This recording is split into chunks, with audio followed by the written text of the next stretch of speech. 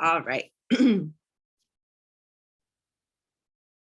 Hello, everyone. I am Jamie Roberts with Equilibrium Counseling Services, and today I have with me Stacie Fanelli, one of our LCSWs here at Equilibrium, and we're going to talk about her most recent blog. So, Stacie, do you want to say hi to everyone and tell us what your blog's about? Hello. Yeah, my blog is called The Therapeutic Power of Language, and I totally hyper focused on it in a period of like 2 hours and was just like, I have a thought. Um, Prior to which I was like, I don't know what I'm going to write about, which is how my brain works. So, Beautiful. welcome. How neurodivergent of you. I love it. So, what was the inspiration of this passion? So I was thinking about how a vague concept like language works its way into basically every session that I have at some point. I mean, obviously we're talking, but like beyond that, I think what a lot of people on the surface might overhear and say, why are you so focused on semantics? Like, why does it matter whether they describe the feeling they're having as Mhm. achy or sharp? And um, I would argue that it matters a great deal, Mhm. not just from the somatic lens, which is honestly like not my forte, like because I have to some extent alexithymia. I'm going to get into it a little bit here, but I don't Whole really other video. super intensely in my body, and so as a result, though, I like really need to know when somebody else is feeling something in their body. I need to know so that I can support them as best as I can, the best description of it for them. And a lot of my clients also have that experience, so they might feel something in their body and not be able to connect it to a feeling or to figure out why is this happening or what is this about. And so language is kind of the only tool that we have. Mhm. So getting it precise or as precise as possible, even Mhm. though sometimes there are no words, right? Mhm. Especially when emotions are really profound, is like an essential part of therapy. That is the work. Absolutely. And I think part of it too is by you asking those like more clarifying questions about what the emotion is or the symptom is or what they're feeling.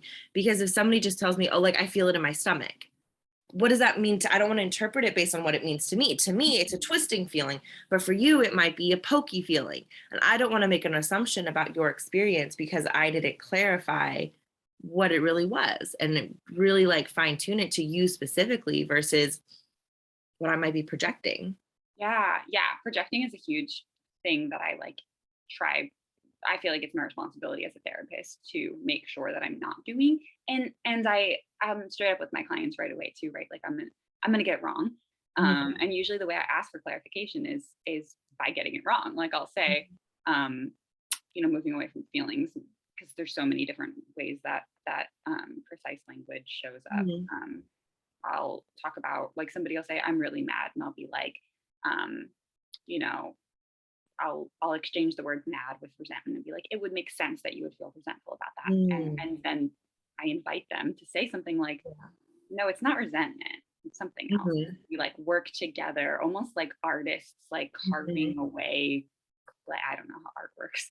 Um, to get to the center of like the marble, Mhm. to get that actual reality out of there.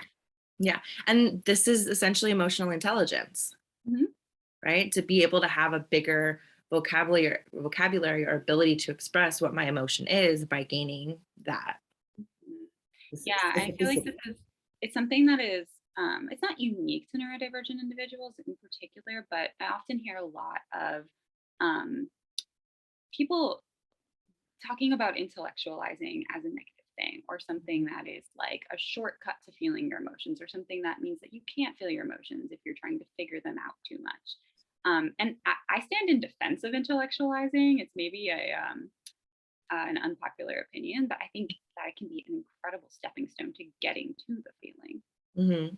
Absolutely. And like going with that intellectualizing piece, part I really liked in the article was talking about like labels and Mhm. diagnosis and how there's some times in which a label can feel negative, but there are many, many times that a label and a diagnosis can feel really empowering and a belonging and community. Mhm. Yeah, I think it's a double-edged sword. And I'm not like, I don't subscribe to the DSM as gospel. Mhm. And I also know that people seek out diagnostics to understand themselves. And I'm a person who did it myself. Mhm. Yeah, I'm continuously like referring back. Is this an ADHD thing? Is like my catchphrase. That could be the Mhm. title of my autobiography. And I don't think that's a problem if it feels empowering. And that's another Mhm. example of a space where I would check in language wise. Does this Mhm. feel empowering, disempowering? What are the words that describe how I would know the difference between those two things? Yeah. Because diagnostics can also um, create a sense of hopelessness, or like, well, how am Mhm. I going to get out of this thing? So it's also important the way we talk about those diagnoses, Yeah. not in a sugar coated way. Like, I want to be really upfront with people about what this typically looks like, but Mhm. also I want to be curious about it, what it looks like for them, because Yeah. frankly, there is no typical. Like, I don't. Here's Yeah. here's a cluster of symptoms that might describe what you're experiencing for you to be like, oh my God, I'm not alone. Whoa. Right. But But not also, every what is yours? person but not every person with that cluster of symptoms experiences them in the same way. Mhm, Mhm. exactly. And I want to know how you're experiencing them so that we can focus on you, not just like a person with that diagnosis. Like, that's cookie cutter therapy. We don't do that here. Mhm. Mhm. Yeah. So really like I hear teasing out, is it beneficial for the client? Do they like it? Do they ascribe to it or do they not? And how does that fit? Are we now just talking about like the symptoms or the things that fall under the cluster? Or are we Mhm. talking about the name of the cluster? And that's kind of the language that you would use moving forward in therapy with the client, their language and what works for them. Mhm. I also think something I appreciate about my clients is that they let me just kind of theorize and like say random things that sometimes don't make sense. Like, I have working Mhm. theories on like, I actually think that this diagnosis has a lot in common with this diagnosis. And Mhm. so like, and then I'll explain where I'm coming from. And then we'll have like an intellectual discussion about whether they resonate with this one too, not because I'm going to like throw that label at you as well, but because I want you to have a collaborative part in deciding what Mhm. works for you.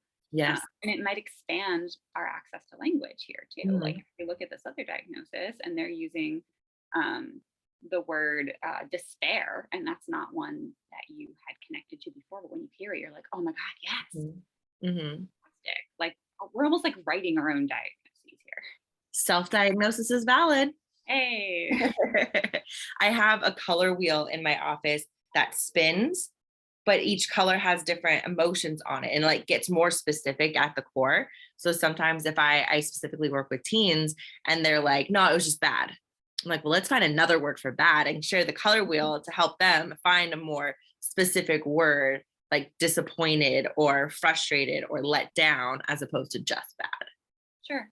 Mhm. Yeah, I remember a lot of experiences working in treatment centers where clients would express frustration to me with like being told that they weren't allowed to say that they felt tired as an emotion. Like, Mhm. that's a valid emotion. Or like, people would say, like, other therapists would be like, um, fine is not a feeling. You have to get more specific. And they were like, but I feel fine.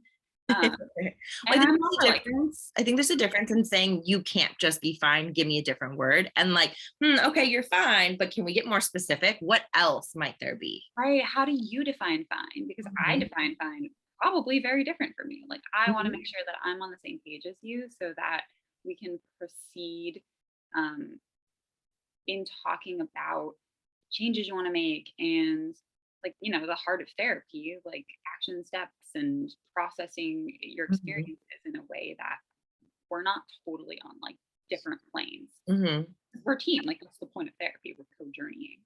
Exactly. So there's a lot of other really cool things within your blog about language and about identity. And so I encourage everyone to go check it out. Follow Stacie's Instagram. She has a ton of cool like infographics and information. We'll tag her in this. But Thanks. They're all hyper focuses. hey, but thank you so much. And anything else you want to add before we go? I have a really cute dog. That's an important thing to know about me. Sometimes Yes. it comes to therapy. Yes, Duncan is an essential part of the team. All right. Well, please watch the video, read the article, follow us, and thanks for watching.